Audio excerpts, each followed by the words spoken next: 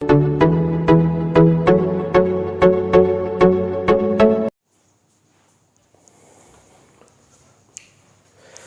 Student, welcome back to my channel या बालाजी आणि it's me Avinash Shingade. आणि या व्हिडिओ लेक्चरमध्ये आपण डिस्कस करणार आहे रिमेनिंग राहिलेला जो पोर्शन होता आपला. त्याच्यामध्ये पहिले बघा की याच्या पहिल्या लेक्चरमध्ये आपण काय डिस्कस केलेलं आहे. याच्या पहिल्या लेक्चरमध्ये आपण बघितलं की नोट्स स्ट्रक्चर बघितलं, नोट्स मधले पार्ट बघितले, कोणकोणते पार्ट असतात. त्यानंतर फॅरिंग्स बघितलं, फॅरिंग्स नंतर ज्याला आपण लॅरिंग्स, ज्याला आपण व्हॉइस बॉक्स म्हणतो, लॅरिंग्स पण आपण काय केलेलं आहे, डिस्कस केलेला आहे. ठीक आहे, तर फुल एनर्जीनं आजची जशी एनर्जी आहे, फुल एनर्जीनं तुमची एनर्जी पण कमेंट्स बॉक्समध्ये दाखवा, जे की एनर्जी ट्रान्सफर होणार. फुल एनर्जीने आपण काय करणार आहे, ट्रॅचिया, ब्रॉन्कस आणि लंग्स याचं काय करणार आहे आपण, रेस्पिरेटरी ट्रॅक कंप्लीट करणार आहे. आणि विथ डायग्रामॅटिकली मी तुम्हाला समजून सांगेन की काय काय गोष्टी राहतात. खूप इंटरेस्टेड आहे, एक एनर्जेटिक ऐकून घ्या की काय गोष्टी राहतात. तर ठीक आहे, तर ह्या सगळ्या गोष्टी आपण याच्यामध्ये डिस्कस करणार आहे. आणि याच्या पहिल्या व्हिडिओची जी लिंक आहे, जर तुम्ही तो व्हिडिओ नसेल बघितला तर मी या व्हिडिओच्या डिस्क्रिप्शन मध्ये देऊन देणार. तो पण व्हिडिओ तुम्ही काय करा, कम्प्लिटली पाहून घ्या, कारण की तो एक रेस्पिरेटरी ट्रॅक आहे. ऑक्सिजन कशा पद्धतीने जात आहे या गोष्टी तुम्हाला टोटली क्लिअर होऊन जातील. क्लिअर. चला मग आपण इथं थोडा लाईट येत असेल तर लक्ष ठेवा की विंड पाईप आहे. मी सांगतो तुम्हाला काय आहे. तर चला जास्त टाइम न वेस्ट करता, ट्रॅकिया. ठीक आहे, पार्ट काय आपला ट्रॅकिया पार्ट आहे. ट्रॅकिया बेसिकली काय आहे की फॅरिंगच्या खालच्या साईडचा पार्ट आहे. आपण आपला डायग्राम पण बनवणार आहे. हे डायग्राम तर आहेच आहे. ठीक आहे, तर आपला हा जो बेसिकली आता आपण माउथ कॅव्हिटी इथं नाही बनवू शकत, एवढा स्पेस तर नाही आपल्याकडे, पण आपण तरी बनवून टाकू. हे नेझल कॅव्हिटी आहे, नोज आहे, नोज नंतर हे माउथ आहे. बघा की माउथ नंतर काय होतं की अशा पद्धतीने दोन कॅव्हिटी, एक बक्कल कॅव्हिटी होती आणि त्यानंतर एक काय होती तुमची बक्कल कॅव्हिटी, आणि बक्कल कॅव्हिटी नंतर काय होतं तुमचं वरच्या साईडनं नेझल कॅव्हिटी. ठीक आहे, डायग्राम थोडंसं पाहून घ्या, कारण की पहिल्या लेक्चरमध्ये डिस्कस केलेलं आहे मी. आणि हा झाला तुमचा लॅरिंग्स. लॅरिंग्स नंतर खालचा जो पोर्शन राहतो ज्याच्यावर सी शेप रिंग प्रेझेंट आहे, हा झाला तुमचा, हा जो पोर्शन राहतो, हा पोर्शन राहतो तुमचा ट्रॅकिया. का राहतो तुमचा ट्रॅकिया राहतो, का राहतो ट्रॅकिया. क्लिअर. म्हणजे बेसिकली काय की फॅरिंग्स हा जो पोर्शन होता, हा कोणता तुमचा फॅरिंगचा पोर्शन होता. कसा तुमच्या फॅरिंग्स, हा फॅरिंग्स. ठीक आहे, आणि फॅरिंगचा जो खालचा पोर्शन आहे त्याला आपण काय म्हटलं, ट्रॅकिया. आणि हा ट्रॅकिया आपण डिस्कस करणार आहे. ठीक आहे, आणि ट्रॅकियाला ऑरमध्ये काय म्हणतात, विंड पाईप म्हणतात. ठीक आहे, मी थोडं स्लो घ्यायचा प्रयत्न करतो जेणेकरून तुम्हाला लक्षात येईल. ट्रॅकियाला काय म्हणतात, विंड पाईप. आता विंड पाईप काय असते लक्षात ठेवा की ज्यावेळेस आपण इथं स्ट्रक्चर बघितलं तर इथं दोन गोष्टी सेपरेट झाल्या होत्या. इथून काय सेपरेट झालं होतं, हा झाला तुमचा इसोफेगस, आणि इसोफेगस नंतर हा बघा, हा काय तुमचा इसोफेगस आहे, आणि इसोफेगस नंतर हा समोरचा पार्ट काय तुमचा ट्रॅकिया आहे. काय तुमचा ट्रॅकिया. इसोफेगस कशासाठी राहते, फूड पाईप आहे तो, म्हणजे बेसिकली काय की फूड त्याच्या अंदरमध्ये जाणार, सेपरेट झालं. आता तिन्ही जर म्हटलं तर याच्या मागं आपलं बेसिकली काय की हा ट्रॅकिया आहे, आणि ट्रॅकियाच्या बॅक साईडनं काय तुमचा इसोफेगस. इसोफेगस काय करेल, ज्यावेळेस आपण फूड खाल्लं आणि फूड खाल्ल्यानंतर काय होईल की आपल्या जो ट्रॅकियाच्या बॅक साईडचा इसोफेगस आहे तो कुठे नेईन, आपला फूड स्टमकमध्ये पास करेल. क्लिअर. आणि म्हणजे बेसिकली काय की या ट्रॅकियामधून फक्त आणि फक्त काय पास होईल, तुमची विंड पास होईल. काय पास होईल, तुमची विंड, म्हणजे एअर पास होईल, म्हणून त्याला विंड पाईप पण असे म्हणतात. क्लिअर. विंड पाईप का म्हणतात हे क्लिअर झालं सगळ्याला. ट्रॅकियाला ऑरमध्ये विंड पाईप म्हणतात. थोडं जास्त डिस्क्रिप्शन झालं. चला मग थोडं फास्ट घेऊन घेऊ आपण आता. It is a long tube 10 to 12 centimetre. ठीक आहे, ते एक ट्यूब लाईक स्ट्रक्चर आहे लॉंग. त्याच्यामध्ये तुम्हाला क्वेश्चन कधी विचारला जात नाही याच्यावर की किती सेंटीमीटर लॉंग आहे, त्याची सेंटीमीटर वगैरे हे कधी ऑर्गनची विचारल्या जात नसतात. हे तुमच्या एक इन्फॉर्मेटिव्ह म्हणजे बेसिकली इन्फॉर्मेशन पर्पजसाठी राहतात. ठीक आहे, तर काय म्हटलं, it is a long tube, tube like structure आहे. ट्यूब लाईक स्ट्रक्चर दिसते तुम्हाला, डायग्राम पण पाहणार आपण, येऊ आपण त्याच्यावर. Tube 10 to 12 centimetre in length. ठीक आहे, लेंथ वगैरे सेंटीमीटर काही विचारलं जात नाही. बघा समोर काय म्हटलेलं आहे, it run through the neck. ठीक आहे, म्हणजे मानेच्या एक्झॅक्टली जे समोर राहते. क्लिअर. आणि त्यानंतर काय म्हटलं की इन फ्रंट ऑफ इसोफॅगस, इसोफॅगसच्या फ्रंटमध्ये, नेकच्या सोबत आणि इसोफॅगसच्या समोर. बघा हे इसोफॅगसच्या एक्झॅक्टली फ्रंटला जे की आहे तुमचा ट्रॅकिया प्रेझेंट आहे. क्लिअर. इथपर्यंत क्लिअर झालं इन फ्रंटमध्ये.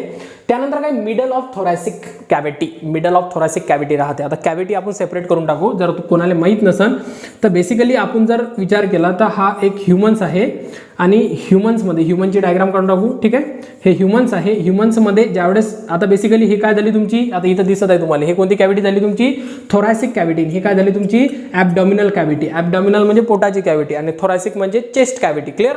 आणि या दोघाले सेपरेट करणारमध्ये एक मसल प्रेझेंट राहते मिडलमध्ये, ज्याला आपण काय म्हणतो, डायफ्राम मसल म्हणतात. काय म्हणतात, डायफ्राम मसल. हे बेसिकली मिडल डायफ्राम आहे. डायफ्रामच्या वरच्या साईडचा थोरॅसिक कॅव्हिटी आणि खालच्या साईडचा ॲबडॉमिनल कॅव्हिटी. क्लिअर झालं. एवढ्या गोष्टी तर माहीत असायला पाहिजे तुम्हाला, पण तरी पण मी सांगितलं की मिडल ऑफ थोरॅसिक कॅव्हिटीमध्ये प्रेझेंट राहते ट्रॅकिया.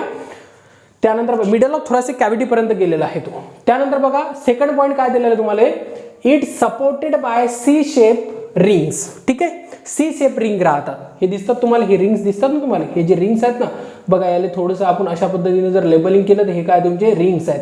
हे कोणते शेप राहतात, सी शेप राहतात. कोणते राहतात तुमचे सी शेप. सी शेप म्हणजे असा सी शेप राहते का, नाही, अशा पद्धतीचे रिंग राहतात. हे झाले तुमचे सी शेप रिंग. ठीक आहे, आता हे सी शेप रिंग किती राहतात प्रेझेंट, बघा किती प्रेझेंट आहेत आपल्याकडे. तर काय दिलेलं आहे की तुम्हाला 16 to 20 रिंग्स ऑफ कार्टिलेज. कशाने बनलेले आहेत ते, कार्टिलेजनं बनलेले आहेत. कार्टिलेज काय असते मी पहिले सांगितलेलं आहे. Cartilage it is type of bone, आणि बोन्स बेसिकली काय, ज्याला आपण लचेली बोन म्हणतात. ठीक आहे, नोज मध्ये प्रेझेंट आहे ना या समोरच्या साईडनं, हे कार्टिलेज बोन आहे. जे स्मूथ बोन नाही म्हणू शकत आपण त्याला, लचिली म्हणतो आपण त्याला. काय म्हणतो, लचिली बोन, त्याला कार्टिलेज बोन म्हणतात. पहिले बघा किती आहे तुमचे सी शेप, 16 to 20 रिंग्स आहे. किती आहे, 16 to 20 रिंग्स. आणि हे इनकम्प्लीट राहतं सी शेप. याचं पण कारण सांगतो मी तुम्हाला काय राहते. तर अगेन्स्ट काय म्हटलं, कार्टिलेजनं which prevent the collapse of ट्रॅकियाले कोलॅप्स न होऊ देण्यासाठी, म्हणजे बेसिकली कोलॅप्स नाही झाला पाहिजे. ठीक आहे, कोलॅप्स होणे. ठीक आहे, हे स्ट्रक्चर दिसते तुम्हाला, कोलॅप्स न होण्यासाठी. कारण की ट्रॅकिया एक ट्यूब आहे. क्लिअर, ट्रॅकिया काय एक ट्यूब आहे, आणि ट्यूबले सपोर्ट करावं लागेल ना, तर ते सपोर्ट करण्यासाठी सी शेप रिंग राहतात. आणि ते इनकम्प्लीट का राहतात, सी शेप का राहतात, कारण की याच्या बॅक साईडने इसोफेगस आहे. तर इसोफेगसले पण त्याचा सपोर्ट होऊन, म्हणजे बेसिकली काय की जर तुमचं जास्त अन्न जर तुमच्या पोटामध्ये जर म्हणजे एका दमात तुम्ही गिळल्या गेलं, तर गिळल्यानंतर काय होते की ते एक जागा सोडण्यासाठी सी शेप रिंग तिथं प्रेझेंट राहतात. क्लिअर, त्याच्या बॅक साईडने इसोफेगस राहते, ज्याला आपण फूड पासिंग पाईप पण असे म्हणतात. क्लिअर, तर मग त्याच्यासाठी काय बेसिकली रिंग कशासाठी कामा राहते, प्रिव्हेंट अँड कोलॅप्स. म्हणजे बेसिकली काय की ते कोलॅप्स नाही झाला पाहिजे म्हणून. आणि इनकम्प्लीट कशासाठी राहते ते तर मी तुम्हाला आता सांगून दिलं. क्लिअर, सेकंड पॉईंट क्लिअर झाला तुम्हाला, हे लक्षात ठेवा काय आहे. तर अगेन्स्ट काय म्हटलेलं आहे की it line and internally with, बघा इंटरनली काय गोष्टी प्रेझेंट आहे तिथं, सिलिएटेड सुडोस्ट्रॅटिफाईड. ऐकून घ्या पुन्हा, इंटरनली काय, ciliated pseudostratified epithelium and mucus gland and trap to the. ठीक आहे, काय काय प्रेझेंट आहे बघा, ciliated pseudostratified epithelium and mucus gland. याची डायग्राम काढून टाकू आपण, याच्या अंदरमध्ये कशा पद्धतीनं राहते ते इथं दिसते सगळ्याला. ठीक आहे, आपण थोडी इंटरनली डायग्राम काढली, तुम्हाला लक्षात येईल काय आहे, कारण की बरेचदा तो MCQ विचारल्या गेलेला पण आहे. हे इंटरनली स्ट्रक्चर आहे, आणि इंटरनली स्ट्रक्चरमध्ये हे सिलिएटेड सेल आहे. क्लिअर, आणि सिलिएटेड सेलच्या अंदरमध्ये अशा पद्धतीनं जे ग्लँड राहतात, हे ग्लँड आहे. ठीक आहे, हे कोणते ग्लँड आहे तुमचे, म्युकस ग्लँड आहे. समजून घ्या की हे ट्रॅकियाचा हा जो आहे, हे कुठं फिट करा तुम्ही, याच्या अंदरमध्ये. याच्या अंदरमध्ये जे इंटरनली जे मेम्ब्रेन आहे किंवा इंटरनली जे स्ट्रक्चर आहे ते काय म्हटलेलं आहे तुम्हाला, बघा काय म्हटलेलं आहे इंटरनली, इथं दिलेलं आहे सिलिएटेड. हे दिसते तुम्हाला, सिलिएटेड हेअर लाईक स्ट्रक्चर राहतात. हे असे जे सेल्स आहे, सिलिएटेड सेल आहे, सिलिएटेड सुडोस्ट्रॅटिफाईड इपिथेलियम विथ, त्यानंतर काय म्हटलं, म्युकस ग्लँड. इथं म्युकस ग्लँड पण आहे, जे की म्युकस सिक्रिशन करा.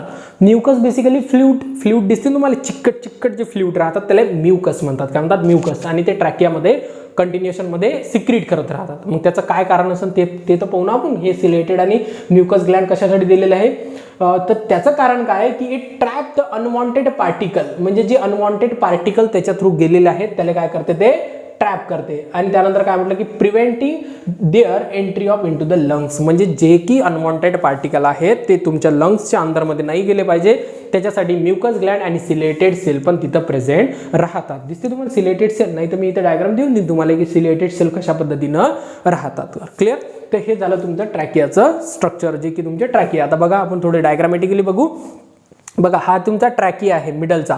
वरचा जो होता मी दिलेलं बाकी किती सुंदर डायग्राम आहे. इपिग्लॉटिस पण दिलेलं आहे त्याच्यामध्ये, जे की सेगमेंट करते फूड, आणि फूड काय करते, फूड इसोफेगसमध्ये जाते या कारणानं. आणि जे की तुमचा इयर्स आहे तो कुठे जाईल, तुमच्या ट्रॅकियामध्ये जाईल. तर हे जे आहे, त्यानंतर काय लॅरिंगच्या खालच्या साईडचा पोर्शन काय तुमचा ट्रॅकिया आहे. ट्रॅकियाच्या अंदरमध्ये लक्षात ठेवा की सिलेटेड सेल पण प्रेझेंट राहतात, आणि त्यानंतर काय तुमचे म्युकस ग्लँड पण तिथं प्रेझेंट राहतात. क्लिअर झालं इथपर्यंत लक्षात आलं. आणि हे जे सी शेप काय राहतात तुमचे रिंग्स राहतात, जे की किती राहतात मी सांगितलं 60 to 20 रिंग्स तिथं प्रेझेंट राहतात. क्लिअर, त्यानंतर बघा त्याच्यानंतर काय तुमचं ब्रॉन्काय आहे. त्याच्यानंतरचं स्ट्रक्चर काय तुमचं ब्रॉन्काय पहिले पाहून घ्या डायग्राम मध्ये कुठे येतं.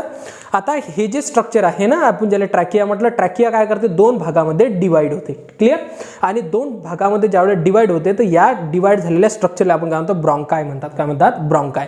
बेसिकली काय होते की लेफ्ट ब्रॉन्काय आणि राईट ब्रॉन्काय मध्ये काय होतं, ते टर्न होते. आता या डायग्रामवरूनच तुम्हाला एक गोष्ट लक्षात ठेवा की जे लेफ्ट ब्रॉन्काय राहते ना, लेफ्ट ब्रॉन्काय लहान राहतं, छोटं. As compare to right bronchi. Right bronchi मी थोडं मोठं दिलेलं आहे. क्लिअर. तर राईट ब्रॉन्कायची साईज का राहते, मोठी राहते. तर पाहू आपण काय गोष्टी आहेत ब्रॉन्कायमध्ये काय काय दिलेलं आहे बघा. The trachea divided into right and left primary bronchi. ठीक आहे. म्हणजे हा जो ट्रॅकिया आहे, ट्रॅकिया काय झाला तुमचा डिवाइड झालेला आहे. कशामध्ये, राईट अँड लेफ्ट ब्रॉन्कायमध्ये काय झालेला आहे, तो डिवाइड झालेला आहे. क्लिअर. इथपर्यंत लक्षात आलं. ही इकडलं व्यवस्थित दिसत आहे का, एक वेळा चेक करून घेतो. ठीक आहे, ओके आहे. राईट अँड लेफ्ट दिलेलं आहे तुम्हाला. त्यानंतर समोर काय म्हटलेलं आहे बघा. As it reach in the middle of thoracic cavity. म्हणजे थोरॅसिक कॅव्हिटीच्या मिडलमध्ये, मी आता सांगितलं तुम्हाला कोणती कॅव्हिटी आहे तुमची, थोरॅसिक कॅव्हिटीच्या मिडलमध्ये काय राहते, ते प्रेझेंट राहते. क्लिअर. त्यानंतर काय म्हटलं की is supported in the internally by the C shape incomplete rings. हे इथं पण इनकम्प्लीट रिंग प्रेझेंट आहे, दिसतं मी काढलेलं आहे तुम्हाला. इनकम्प्लीट रिंग्स म्हणजे इनकम्प्लीट रिंग्स कंटिन्युएशन मध्ये अजूनही आहे, कंटिन्यू मध्ये अजूनही सुरू आहेत, नुसता ट्रॅकियावर नाही तर समोर पण आहे. इनकम्प्लीट रिंग ऑफ कार्टिलेज, आणि कार्टिलेज बनलेले आहे. आणि काय म्हटलं की the primary ब्रॉन्काय in divided into. त्यानंतर काय होत आहे की बघा इकडे डायग्राम, हे जे दिसतात ना तुम्हाला, हे प्रायमरी आणि हे पण प्रायमरी, म्हणजे लेफ्ट प्रायमरी ब्रॉन्काय, त्यानंतर काय म्हटलं राईट प्रायमरी ब्रॉन्काय, हे काय करतात कंटिन्युएशन मध्ये डिवाइड होत जातात. क्लिअर. हे दिसते तुम्हाला डिवायडेशन होत आहे याचं. तर मग हे डिवायडेशन झाल्यानंतर त्याचं नाव पण चेंज होऊन जाते. हे एवढं लक्षात ठेवा की डिवायडेड कशामध्ये तुमचं प्रायमरी ब्रॉन्काय, प्रायमरी ब्रॉन्काय नंतर सेकंडरी ब्रॉन्काय, सेकंडरी ब्रॉन्काय नंतर टर्शरी ब्रॉन्काय. क्लिअर आहे. Primary, secondary, tertiary ब्रॉन्काय. त्यानंतर काय तुमचं ब्रॉन्क्युल्स आणि त्यानंतर टर्मिनल्स ऑफ ब्रॉन्क्युल्स. काय काय गोष्टी आहे, प्रायमरी ब्रॉन्काय, सेकंडरी ब्रॉन्काय, टर्शरी ब्रॉन्काय, त्यानंतर ब्रॉन्क्युल्स अँड टर्मिनल ब्रॉन्क्युल्स. काय आहे तुमचं टर्मिनल ब्रॉन्क्युल्स. अशा पद्धतीने काय केलं जाते, ब्रॉन्काय डिवाइड होते. क्लिअर झाले इथपर्यंत. त्यानंतर बघा काय दिलेलं आहे, त्याच्यानंतरचा जो ऑर्गन आहे तो आहे तुमचा लंग्स. काय आहे तुमचा लंग्स. क्लिअर. तर याच्यामध्ये तुम्हाला लंग्स दिसणार नाही, पण आपण लंग्स काढून टाकू. ठीक आहे. तर अशा पद्धतीने जे स्ट्रक्चर आहे तुमचं, हे राहील तुमचं लंग्स. क्लिअर दिसते तुम्हाला. अशा पद्धतीने दोन्ही टाईपनं काय राहते तुमचे लंग्स. हे आहे तुमचे लंग्स, राईट आणि त्यानंतर लेफ्ट लंग्स. बघा काय गोष्टी आहेत त्याच्यामध्ये. These are the main respiratory organ. हे तर इन्फॉर्मेशन आहे तुम्हाला माहिती आहे. मेन रिस्पिरेटरी ऑर्गन आहे जे की कॉन्ट्रॅक्शन अँड रिलॅक्सेशन करते with the help of diaphragm. Contract करते आणि रिलॅक्सेशन करते. याच्याच थ्रू काय होते की आपल्या याच्यामध्ये ॲल्व्हिलाय स्ट्रक्चर आहे, जे की फंक्शनल एक युनिट आहे तुमच्या लंग्सचं, जे की काय करते तुमचं ऑक्सिजन आणि CO2 एक्सचेंज करण्याचं काम करते. म्हणून काय म्हणतात त्याला, these are the main respiratory organ. Clear. त्यानंतर काय म्हटलं की each lungs enclose the protected by the double pleural membrane. 2 pleural membrane याच्यामध्ये प्रेझेंट आहे. डबल मेम्ब्रेन नाही राहते. एक आहे तुमचं जे इनर आहे त्याला वेसरल्स मेम्ब्रेन्स आहे. इनर कोणती आहे तुमची, वेसरल मेम्ब्रेन. त्यानंतर जे आउटर आहे ते आहे तुमची पेरायटल मेम्ब्रेन. असे 2 मेम्ब्रेनना काय आहे तो इन्क्लूड झालेला आहे. ठीक आहे. आणि त्याच्यामध्ये काय म्हटलेलं आहे की द 2 प्ल्युलर पेरायटल कॅव्हिटी, म्हणजे 2 पेरायटल, जे की पेरायटल राहते ना बेसिकली आउटर, त्याच्यामध्ये अशा पद्धतीने 2 जे लेअर आहेत त्याच्यामध्ये काय म्हटलेलं आहे की फिल विथ ल्युब्रिकेटिंग.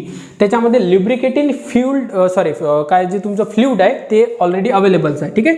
अशा पद्धतीने त्याच्या अंदरमध्ये फ्लुइड अवेलेबल राहतील आणि फ्लुइड कॉल्ड प्ल्युलर फ्लुइड, त्याला आपण काय म्हणतो प्ल्युलर फ्लुइड असे म्हणतात. आणि फ्लुइड किंवा लुब्रिकंट एवढं लक्षात द्या की काही तुमचं एक म्हणू शकतो की काही गोष्टी तुम्हाला लक्षात असल्या पाहिजे.